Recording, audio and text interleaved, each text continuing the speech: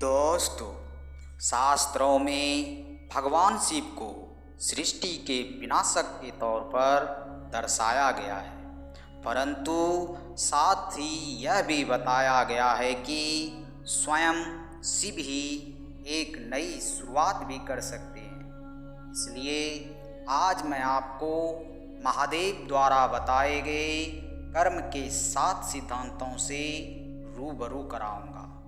याद रहे, यदि आपने इन्हें अपने कर्मों में उतार लिया तो आप आने वाली हर विपदा का सामना बड़ी ही आसानी से कर लेंगे और जीवन में काफ़ी आगे बढ़ जाएंगे। तो चलिए शुरू करते हैं। दोस्तों, भगवान भोलेनाथ का पहला सिद्धांत है झूठ का साथ कभी ना दें। दोस्तों, इंसान पूरी जिंदगी यह सोचकर झूठ, कपट और धोखेबाजी का साथ देता है कि इससे उसे कभी कोई हानि नहीं होगी, लेकिन भगवान भोलेनाथ कहते हैं कि आपको अंत तक सभी कर्मों की भरपाई अवश्य ही करनी पड़ेगी। झूठ और कपट के साथ केवल छोटी मोटी लड़ाई ही जीती जा सकती है, लेकिन जीवन के बड़े युद्ध जीतने के लिए सत्य ही काम आता है।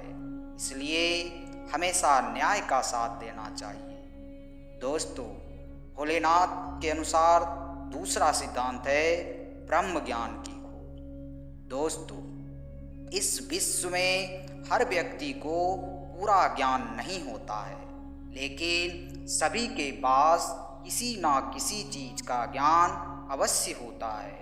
भगवान भोलेनाथ कहते हैं कि ब्रह्म ज्ञान की खोज के लिए हमें अपने भीतर ही उसकी तलाश करनी चाहिए, क्योंकि ये हमें कहीं बाहर से कभी भी नहीं मिल सकती।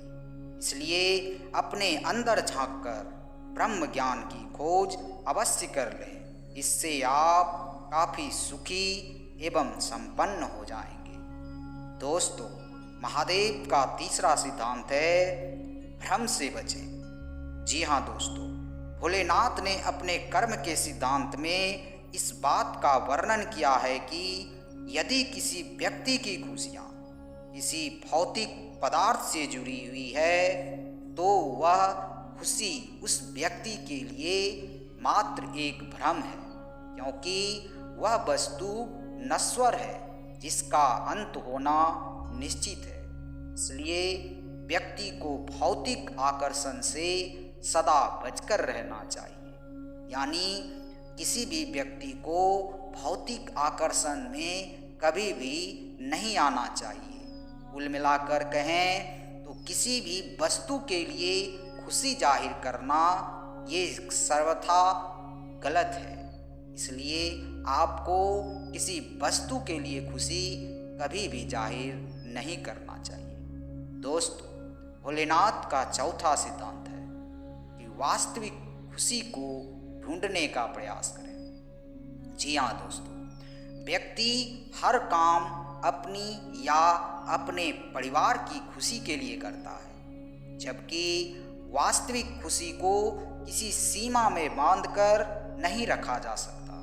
महादेव कहते हैं खुशी मस्तिष्क की वह स्थिति है जब व्यक्ति आंतरिक रूप से संतुष्ट और प्रसन्न होता है। इसलिए खुशी की तलाश भी स्वयं के भीतर ही करनी चाहिए, ना कि बाहर।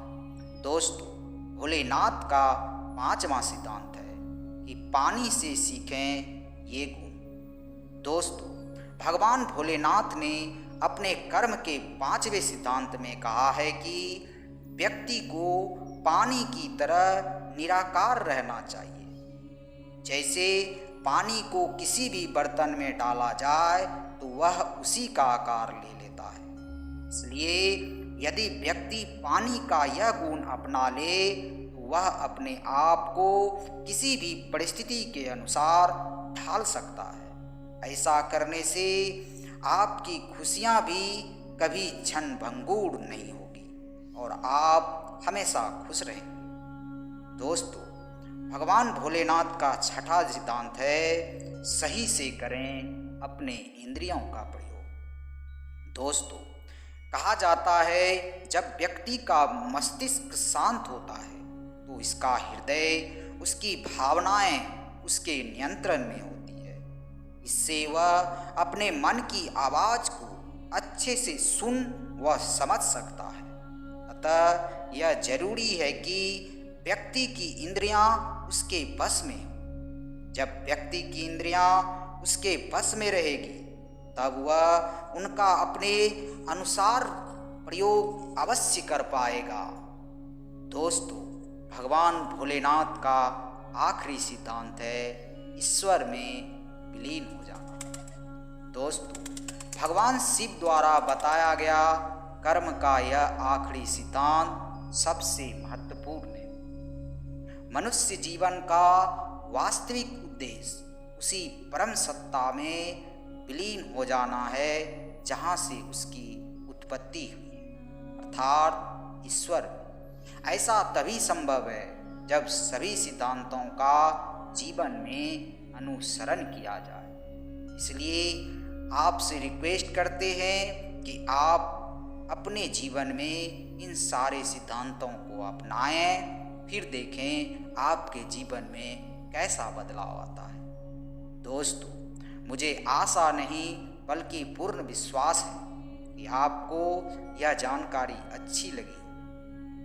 यदि जानकारी अच्छी लगी है तो इसे अपने दोस्तों के साथ शेयर जरूर करें और हाँ, चैनल को सब्सक्राइब करना बिल्कुल ना भूलें, ताकि ऐसे ही ज्ञानवर्धक बात आप तक पहुंचती रहे। आज के वीडियो में इतना ही। मिलते हैं अगले वीडियो में किसी और ज्ञानवर्धक बातों के साथ। तब तक अपना ख्याल रखिएगा। जय महाकाल।